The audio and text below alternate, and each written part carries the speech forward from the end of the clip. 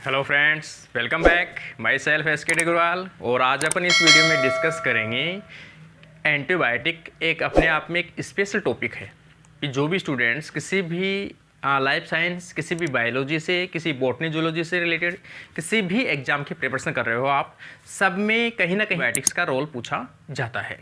तो एंटीबायोटिक्स से रिलेटेड कुछ क्वेश्चंस पूछे जाते हैं। CSIR में हमेशा C सेक्शन में या B सेक्शन में हमेशा से एंटीबायोटिक का टॉपिक एक फेवरेट टॉपिक रहा है। तो खास तौर से ये जो टॉपिक को बना रहा हूँ, अभी जो हाल ही में एग्ज़ाम होने वाली है CSIR नेट की, उन स्टूडेंट्स के लिए तो वो ज़्यादा से ज़्यादा इस टॉपिक को अपने फ्रेंड्स तक शेयर ज़रूर कीजिए।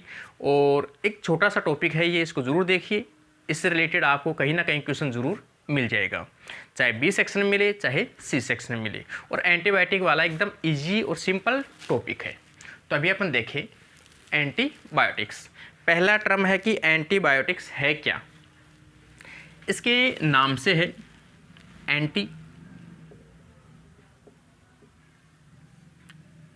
एंटी का मतलब अपन कह सकते हैं अगेंस्ट।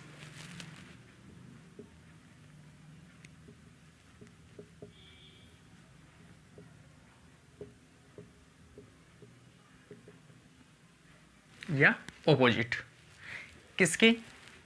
बायोटिक्स, या फिर अपन कहें बायोज। और बायोज का मतलब क्या है यहाँ पर? लाइफ। किसी भी ऑर्गेनिज्म की लाइफ के अगेंस्ट अगर कोई ड्रग्स या कोई केमिकल तैयार किया जाता है तो उसे अपन क्या किस में रखते हैं? एंटीबायोटिक्स की कैटेगरी में रखते हैं। एंटीबायोटिक्स की कैटेगरी जो है इसको अपन एंटी माइक्रोबियल के नाम से भी जानते हैं, क्योंकि एंटीबायोटिक्स का जो इफेक्ट होता है वो किसके ऊपर होता है? बैक्टीरियाज के ऊपर होता है। इसके अलावा एंटीबायोटिक्स क्या है? इस सब्सटेंस या फिर अपन कहें किसी एक ऑर्गेनिज्म के द्वारा रिलीज किया गया मिनिमम अमाउंट में कोई भी केमिकल या सब्सटेंस जो किसी अदर ऑर्गेनिज्म की ग्रोथ को इनहिबिट करते हो, उसकी ग्रोथ को रोकते हो, उस ऑर्गेनिज्म को किल करते हो, तो उसे अपन क्या कहते हैं? एंटीबायोटिक्स कहते हैं। A substance release by microbes which kill or inhibit to other microbes. Other microbes की ग्रोथ को क्या करते हो? इनहिबिट करते हो। वेरी लो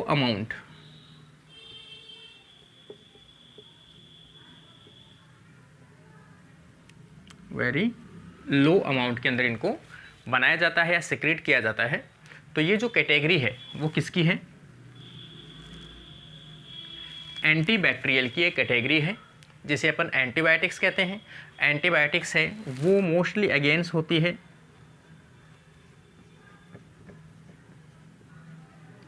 बैक्टीरिया की जो ग्रोथ है उसको क्या किया जाता है? इनहिबिट किया जाता है।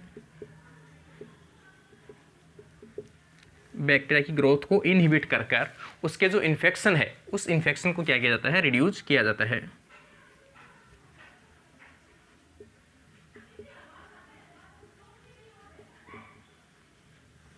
Reduce infection.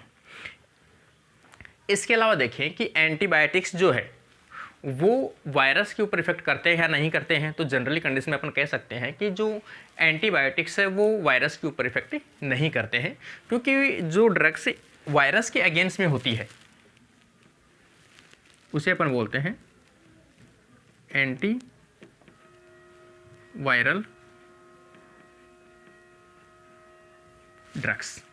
जो वायरस के अगेंस्ट ड्रग्स होती है उसे अपन एंटीवायरल ड्रग्स के नाम से जानते हैं। लेकिन कई बार अपन ने एंटीबायोटिक देते भी हैं, जैसे कॉमन कोल्ड,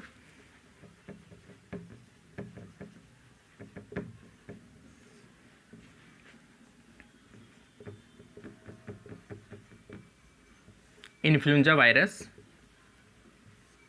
कॉमन कोल्ड के अंदर कई बार एंटीबायोटिक्स दी जाती है, तो एंटीबायोटिक्स जो है वो डायरेक्ट इन्फ्लुएंजा वायरस की ग्रोथ को इनहिबिट ना कर जो कोल्ड वायरस के साथ साथ अदर जो डिजीज़ लगने की संभावनाएं रहती है, बैक्टीरिया के कारण से इन्फेक्शन होने की संभावनाएं रहती है, ट्यूबरकुलोसिस का इन्फेक्शन होने का संभावना रहती है, उन बैक्टीरिया की जो इन्फेक्शन है उनको कम करने के लिए एंटीबायोटिक जो है वो दी जाती है एंटीबैक्टीरियल ड्रग्स के साथ। तो एंटीबायोटिक्स का जो रोल है वो डायरेक्ट ऐसा नहीं है कि इन्फ्लुएंजा वायरस को रोकने के लिए दी जाती है, तो ये इसको रोकने के लिए नहीं दी जाती है, क्योंकि एंटीबायोटिक्स जो है वो मोस्टली बैक्टीरिया के अगेंस्ट में प्रोड्यूस की गई है या उसके अगेंस्ट में बनाई गई है।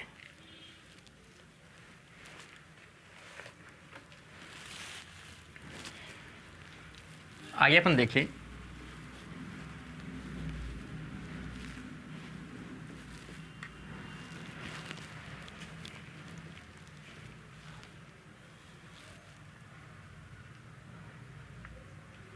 अपन इसकी डिस्कवरी की देखें।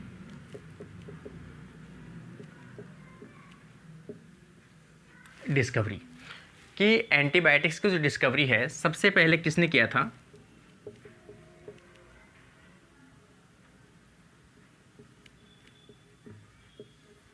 अलेक्जेंडर फ्लेमिंग ने किया था।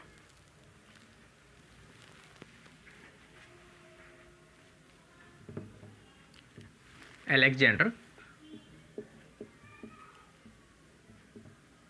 फ्लेमिंग ने किया था, और ये किया था 1828। इसको किया था 1928 के अंदर किया गया था, और ये डिस्कवरी की गई थी फंजाई के अंदर, जिसे अपन नॉर्मली पढ़ते भी हैं पेनिसिलियम।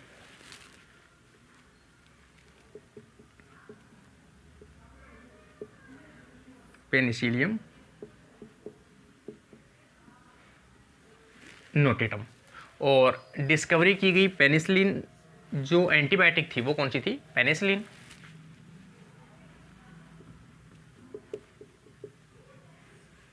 पेनिसिलिन फर्स्ट एंटीबायोटिक थी जो ह्यूमन के द्वारा डिस्कवर की गई थी और यूज में ली गई थी। अब पेनिसिलिन का जो रोल है, जैसे अपन देखें, पेनिसिलिन का रोल मैं यही बता देता हूँ आपको साथ साथ ही। पेनिसिलिन एक, इससे भी पहले अपन डिस्कस करें पेनिसिलिन से पहले भी, तो थोड़ा सा और देखिए, इसके रोल बाद में बताता हूँ।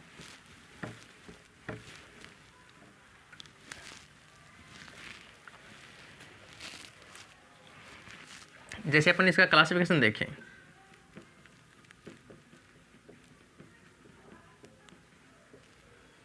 क्लासिफिकेशन से अपन कह सकते हैं कि अलग अलग जो डिफरेंट एंटीबायोटिक्स है, डिफरेंट एंटीबायोटिक्स है, उनके जो रोल हैं वो भी क्या होते हैं? अलग अलग होते हैं। जैसे कुछ हो सकता है इनहिबिट बैक्टीरियल सेल वॉल, कुछ बैक्टीरियल सेल वॉल की जो ग्रोथ है उसको इनहिबिट करते हैं, जबकि कुछ अपन देखें तो कुछ डीएनए रेप्लिकेशन,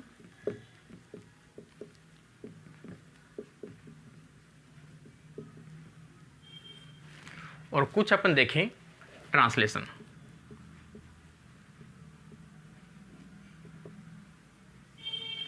इनको क्या करते हैं? ये ब्लॉक करते हैं। किसके ट्रांसक्रिप्शन? बैक्टीरिया के सेल वॉल, बैक्टीरिया के रेप्लिकेशन और बैक्टीरिया का ट्रांसलेशन, मतलब प्रोटीन के सिंथेसिस। और प्रोटीन के जब इन तीनों चीज़ों को आप ब्लॉक करते हो तो बैक्टीरिया क्या कर पाएगा? ग्रोथ नहीं कर पाएगा। Bacteria not growth. आपने बैक्टीरिया की सेल वॉल के सिंथेसिस को बंद कर दिया, आपने बैक्टीरिया के डीएनए रेप्लिकेशन को ब्लॉक कर दिया, आपने डीएनए की प्रोटीन सिंथेसिस को ब्लॉक कर दिया, तो नई जो जनरेशन है बैक्टीरिया की या डिवीज़न जो है वो कैसे हो पाएगा? तो बैक्टीरिया का डिवीज़न नहीं हो पाएगा, बैक्टीरिया के स्ट्रक्चरल जो पार्ट हैं, उनके एंजाइम्स हैं, उनके हार्मोन्स हैं, वो चीज़ें नहीं बन पाएगी, जिसके कारण से बैक्टीरिया की ग्रोथ नहीं होगी। तो यहाँ पर अपना एक क्वेश्चन आता है, ये इसके साथ साथ मैं आपको बताऊँगा कौन सी एंटीबायोटिक्स होती है जो इनको ब्लॉक करती है। जैसे सेल वॉल के लिए अपन देखें, एक तो पेनिसिलिन एंटीबायोटिक जो है वो क्या है, एक बैक्टीरियल सेल वॉल को ब्लॉक करने वाली है। इस पेनिसिलिन का यहाँ पर अपन रोल देखें कि जो बैक्टीरियल सेल वॉल है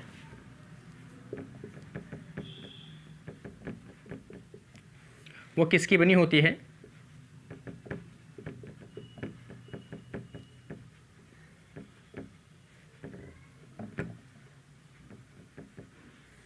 पेप्टाइडोग्लाइकेन। पेप्टाइडोग्लाइकेन के अंदर दो प्रकार के जो शुगर हैं वो प्रेजेंट होते हैं, एन एसिटाइल म्यूरामिक एसिड और एन एसिटाइल ग्लूकोज एमाइन। इस प्रकार से अपन बैक्टीरियल सेल वॉल की बात करें तो बैक्टीरियल सेल वॉल किससे बनी होती है? पेप्टाइडोग्लाइकेन की बनी होती है। इसमें अपन देखें कि जो पेप्टाइडोग्लाइकेन है इसमें 4 एमिनो एसिड्स की पेप्टाइड चेन प्रेजेंट होती है, 4 एमिनो एसिड की, और चारों एमिनो एसिड्स को दूसरी पेप्टाइड चेन जो है, ये पेप्टाइड चेन है,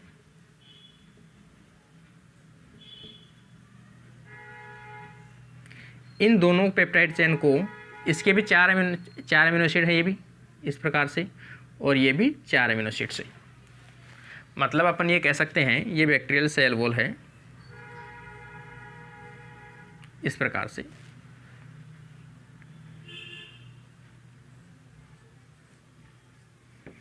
इस प्रकार से बैक्टीरियल सेल वॉल की जो शुगर की पॉलीपेप्टाइड, मतलब ये क्या है अपन, पॉलीसैकेराइड है, उनकी चेन है, उनके बीचों बीच यहाँ पर जो 4 एमिनो एसिड हैं वो प्रेजेंट होते हैं। इस प्रकार से ये 4 एमिनो एसिड हैं,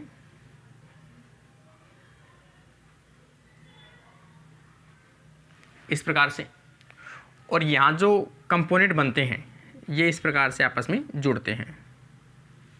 ये इनके बीच में जो ग्लाइसिन मॉलिक्यूल के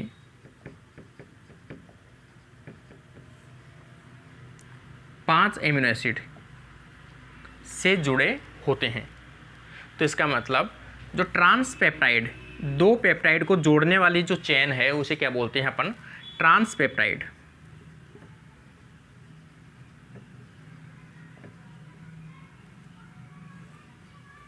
ट्रांसपेप्टाइड के सिंथेसिस को क्या करती है? ये ब्लॉक करती है। इसको क्या करती है? ब्लॉक। कई बार पूछा जाए कि पेनिसिलिन का जो रोल है वो क्या है? एक तो ऑप्शन आएगा कि बैक्टीरियल सेल वॉल को ब्रेक डाउन करना, एक आता है बैक्टीरियल सेल वॉल को सिंथेसिस को इनहिबिट करना। तो आपका जो आंसर होगा वो क्या होगा? बैक्टीरियल सेल वॉल के सिंथेसिस को ब्लॉक करना, क्योंकि बैक्टीरियल सिंथेसिस जो प्रॉपर बैक्टीरियल सिंथेसिस नहीं हो पाएगी, पेप्टाइडोग्लाइकेन का जो अरेंजमेंट है वो प्रॉपर सिंथेसिस नहीं हो पाएगा, तो बैक्टीरिया है वो ग्रोथ नहीं कर पाएगा या उसकी जो प्रोजेनी है वो डेवलप नहीं हो पाएगी। तो यहाँ पर सेम एक एंजाइम आता है इसमें, या फिर अपन एक एंटीबायोटिक और देख लें इसमें, सेफेलोस्पोरिन।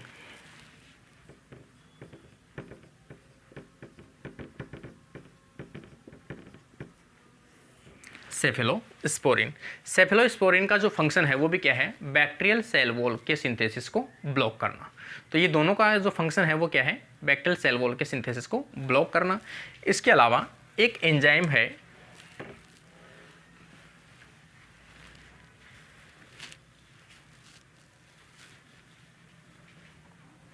जैसे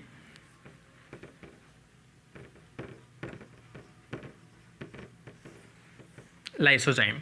लाइसोजाइम जो अपनी जो भी टीयर्स हैं, अपने स्वेट है या पसीना है, अपन सलाइवा कहें, बॉडी से निकलने वाले प्रत्येक लिक्विड के अंदर कहीं ना कहीं एक एंजाइम प्रेजेंट होता है, उसे लाइसोजाइम बोलते हैं।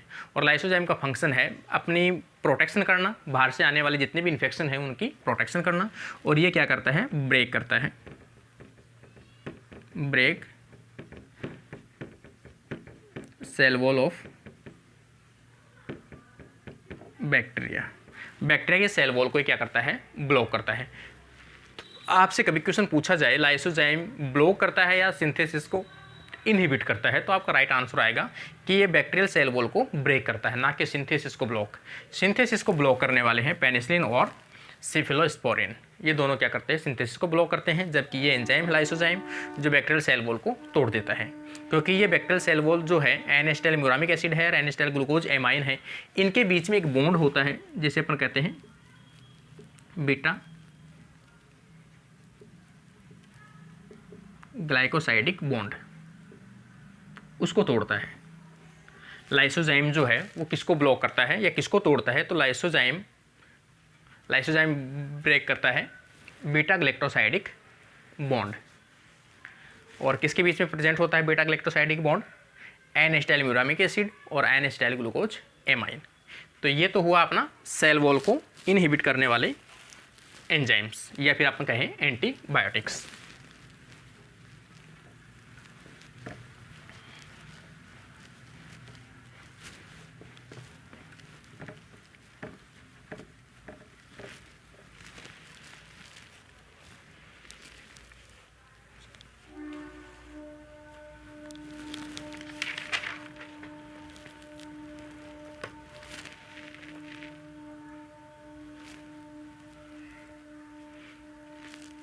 आगे अपन देखें डीएनए रेप्लिकेशन।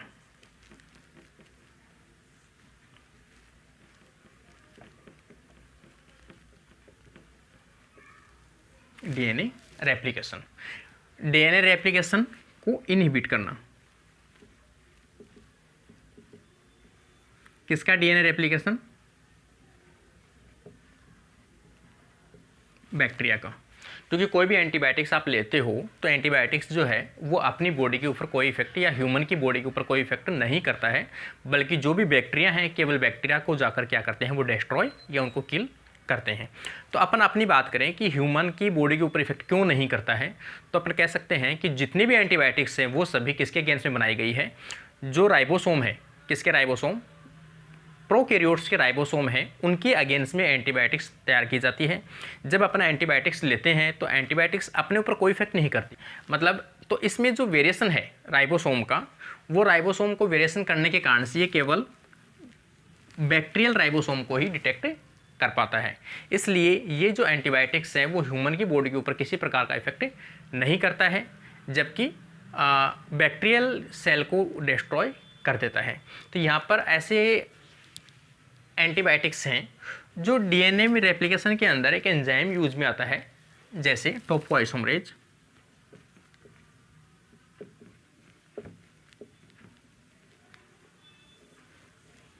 टोपोआइसोमरेज जो क्या करता है, डीएनए की अनवाइंडिंग करने के लिए रोल यूज में आता है। या फिर अपन कहें हेलिक्स को, डीएनए की जो हेलिक्स होती है उसको रिड्यूस, जिसके कारण से आरएनए पॉलीमरेज जाकर बाइंड हो सके और डीएनए का सिंथेसिस कर सके। मतलब डीएनए के अंदर हेल्प करता है। आप ओवरऑल देखो तो डीएनए के अंदर हेल्प करता है। इसका एक टाइप है gyrase enzyme A, gyrase enzyme B. ये दोनों जो टाइप हैं वो हैं टोपोआइसोमरेज सेकंड के।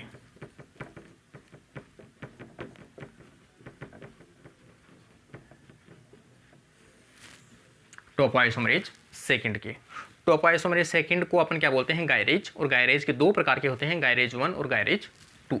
तो गायरेज ए जो है वो इनहिबिट किया जाता है कुछ एंटीबायोटिक्स के द्वारा, और इनको जब इनहिबिट किया जाएगा तो वहां पर डीएनए का सिंथेसिस नहीं हो पाएगा। जैसे अपन देखें नेली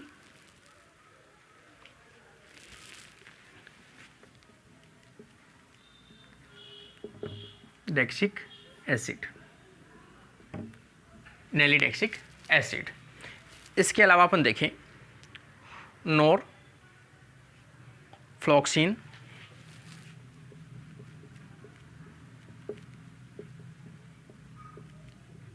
नॉरफ्लॉक्सिन, ये भी क्या करता है, गायरेज को ब्लॉक करता है। इसके अलावा अपन देखें सिप्रोफ्लॉक्सिन,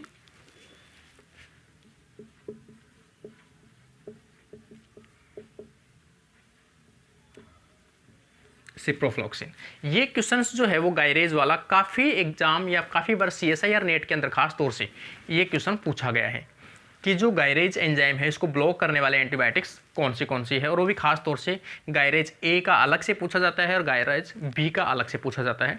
तो गायरेज ए के लिए जो इनहिबिटर है वो मैंने बता दिया आपको, नेलीडेक्सिक एसिड और नॉरफ्लॉक्सिन और सिप्रोफ्लॉक्सिन। ये जो एंटीबायोटिक्स हैं वो सभी क्या करती है, गायरेज ए को ब्लॉक करती है। इनहिबिट गायरेज बी,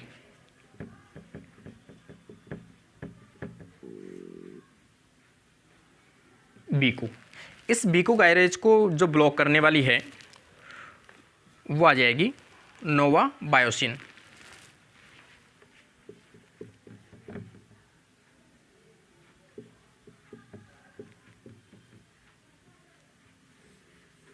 नोवा बायोसिन, ये क्वेश्चंस भी काफ़ी बार पूछा गया है। नोवा बायोसिन किसको ब्लॉक करता है, तो गायरेज बी को ब्लॉक करता है। नोवा बायोसिन को अलग नाम से भी जाना जाता है, एल्बामाइसिन। इसी का अल्टरनेट नेम जो है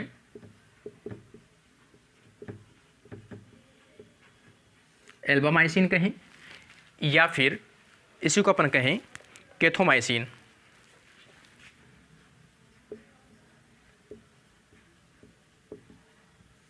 केथोमाइसिन। तो ये टोपाइसोमरेज का टाइप गायरेज बी को ब्लॉक करता है। नोवा बायोसिन की जो मतलब कहें अल्टरनेटिव नेम कहें एल्बामाइसिन और केथोमाइसिन। और नोवा बायोसिन जो है वो प्रोड्यूस किया जाता है स्ट्रेप्टोमाइसिस नेवियस। इसको जो है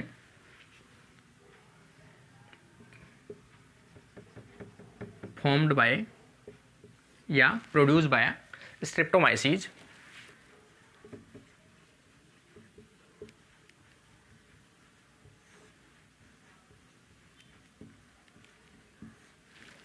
नीवियस,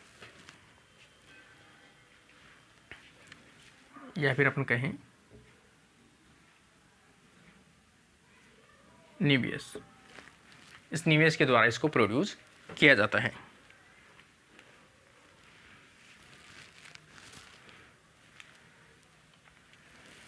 इसके अलावा अपन कहें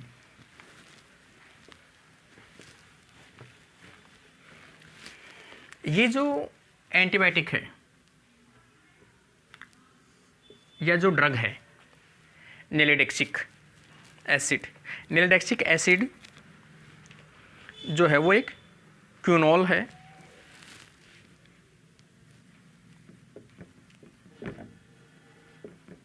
क्विनोलोन, ये एक एग्जाम्पल है एंटीबायोटिक। किसके ग्रुप में रखा जाता है इसको, तो नेलीडेक्सिक जो एसिड है इसको रखा जाता है क्विनोलोन ड्रग्स के अंदर, और या फिर अपन कहें क्विनोलोन एंटीबायोटिक्स के अंदर इसको रखा जाता है।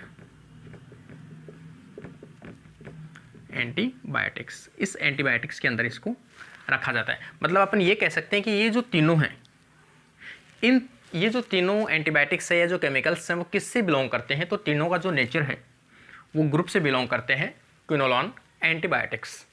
तो ये इसका एग्जाम्पल है। और अपन इसका कहें, इसका खास तौर से जो यूज आता है ट्रीट टू यूरिनरी इन्फेक्शन।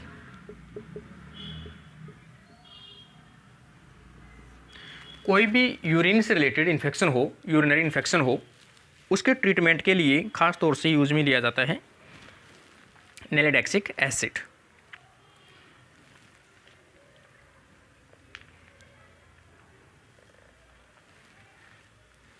इसके अलावा कहें नैलिडैक्सिक एसिड जो है वो ब्लॉक करता है टोपोआइसोमरेज 4 को, ऑल्सो ब्लॉक टोपोआइसोमरेज 4।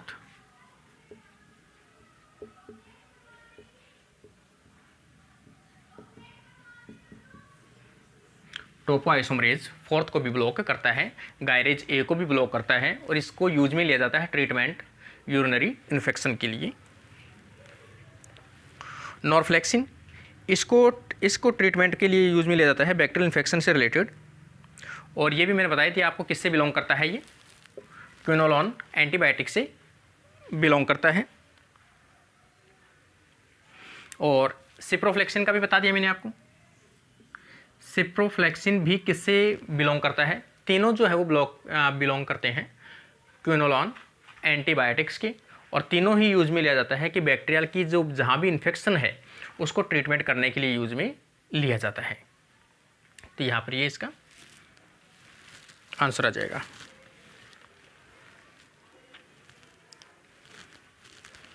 आगे अपन देखें कुछ अदर ट्रांसक्रिप्शन इनहिबिटर। ये रेप्लिकेशन के इनहिबिटर थे।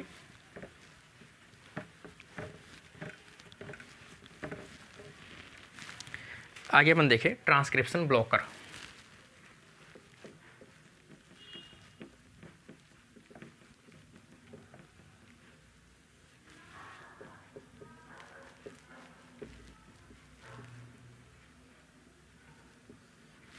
ट्रांसक्रिप्शन इनहिबिटर्स, ट्रांसक्रिप्शन इनहिबिटर की अपन बात करें, जैसे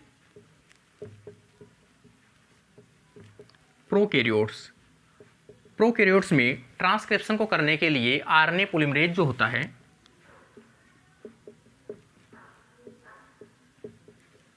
वो सिंगल प्रकार का होता है, जैसे अपन अल्फा 2, बीटा डैश, ओमेगा और सिग्मा, इसके नाम से अपन जानते हैं। ये सब यूनिट्स जो होती है वो प्रेजेंट होती है किसमें, आरएनए पॉलीमरेज में। आरएनए पॉलीमरेज में इसके अलावा जो ये होता है सिग्मा, ये एक इनिशिएशन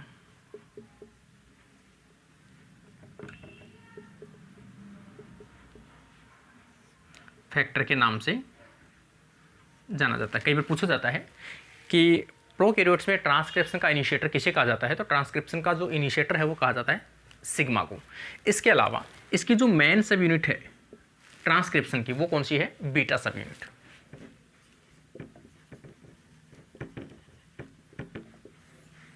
बीटा सब यूनिट क्या करती है, आरएनए पॉलीमरेज के रूप में वर्क करता है, और अपन यूं कहें कि आरएनए के सिंथेसिस के लिए रेस्पॉन्सिबल है, आरएनए के स्ट्रैंड का सिंथेसिस करता है। इस जो एंजाइम है, इस एंजाइम में दो प्रकार के डोमेन प्रेजेंट होते हैं, 2 डोमेन। एक होता है इनिशिएशन डोमेन और एक होता है इलोंगेशन डोमेन।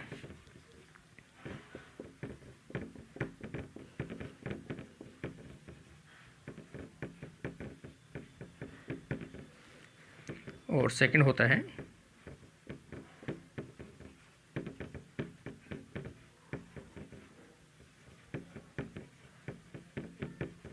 Elongation domain. मतलब ये तो ट्रांसक्रिप्शन को स्टार्ट करता है और ये ट्रांसक्रिप्शन को इलोंगेशन करने के लिए रेस्पॉन्सिबल होता है। तो ये जो अलग अलग डोमेन हैं, इन डोमेन के लिए अलग अलग जो एंटीबायोटिक्स है वो इनको ब्लॉक करती है। जैसे अपन देखें रिफाम्पसिन जो ब्लॉक करती है वो किसको ब्लॉक करती है, इनिशिएशन डोमेन को।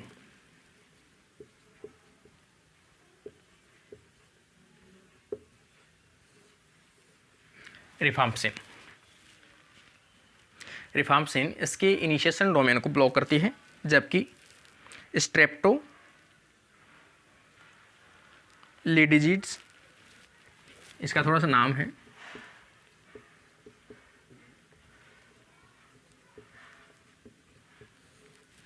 स्ट्रेप्टोलिडिजिड्स, ये इसका नेम है। तो ये जो एंटीबायोटिक्स हैं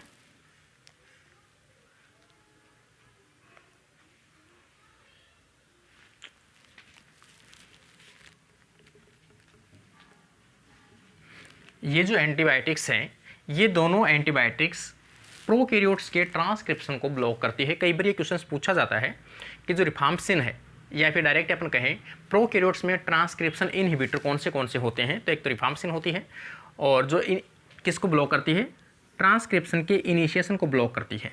अगर आप रिफाम्पसिन किसी भी बैक्टीरियल ग्रोथ के अंदर डालते हो तो उसमें ट्रांसक्रिप्शन स्टार्ट ही नहीं होगा, तो इसका मतलब ट्रांसक्रिप्शन डोमेन को बाइंड करती है और उसको ब्लॉक करती है। इसके अलावा ये सेकेंडरी जो एंटीबायोटिक्स हैं, स्ट्रेप्टोलाइजिडिन्स हैं,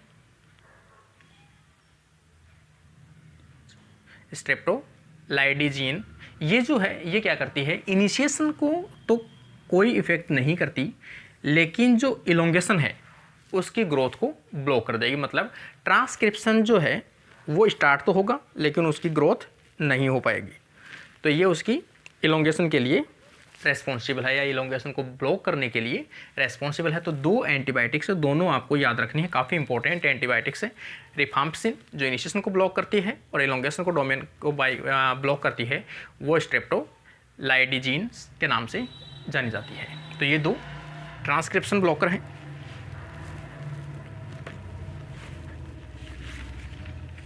आगे अपन देखें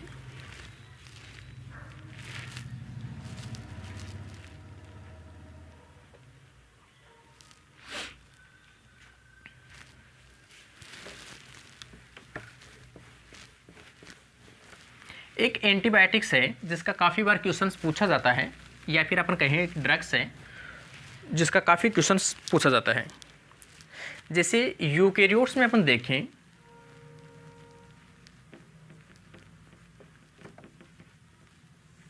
यूकैरियोट्स में अपन देखें तो एक ट्रांसक्रिप्शन या फिर अपन कहें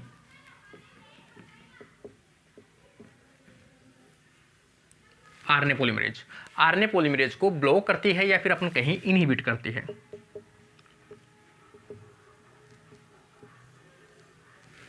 इनहिबिट करती है, जिसे अपन अल्फा एमिनेटिन के नाम से जानते हैं। ड्रग्स अल्फा एमिनिटीज इसके नाम से जानते हैं, जो खास तौर से प्रोड्यूस की जाती है फंजाई के द्वारा। अल्फा एमिनेटिन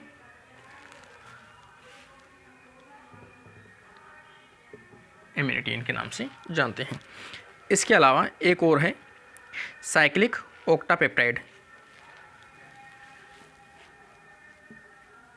साइक्लिक ऑक्टापेप्टाइड, लेकिन अपना जो मेन टारगेट है वो है alpha amanitin. Alpha amanitin produced bye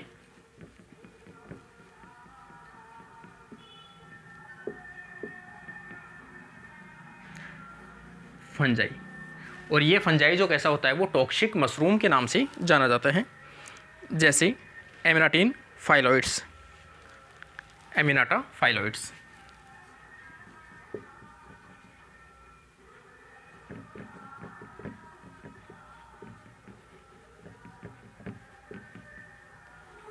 ये एक फंजाई है जिसे अपन कहते हैं poisonous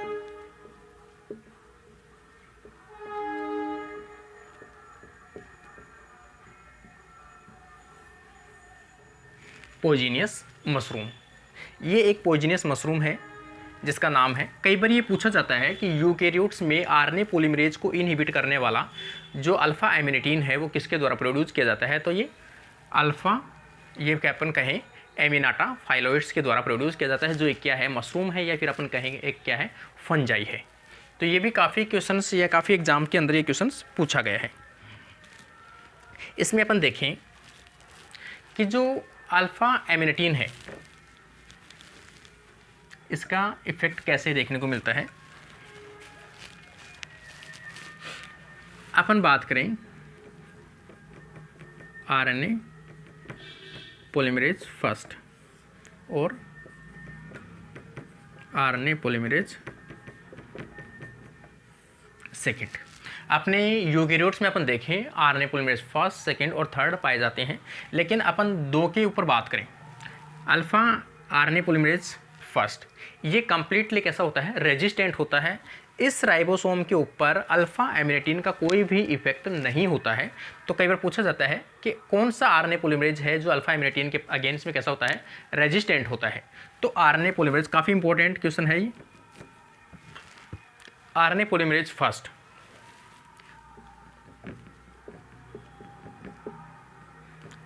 completely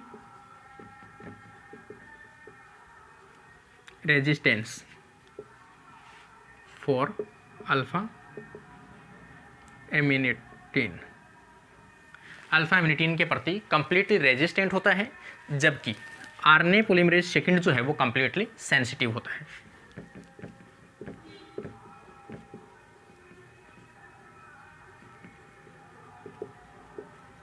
completely sensitive for alpha amanitin. ये दोनों जो पॉइंट है वो इंपॉर्टेंट है। आरएनए पॉलीमरेज फर्स्ट है वो कंप्लीटली रेजिस्टेंट होता है अल्फा एमिनेटिन के लिए, आरएनए पॉलीमरेज सेकंड जो है वो कंप्लीटली सेंसिटिव होता है। मतलब अल्फा एमिनेटिन, अगर डायरेक्ट पूछा जाए अल्फा एमिनेटिन किस आरएनए पॉलीमरेज को इफेक्ट करती है या उसको ब्लॉक करती है, तो अपन कह सकते हैं आरएनए पॉलीमरेज सेकंड के फंक्शन को ब्लॉक करती है, क्योंकि इसके ऊपर कोई इफेक्ट नहीं होगा लेकिन ये कंप्लीटली ब्लॉक हो जाएगी।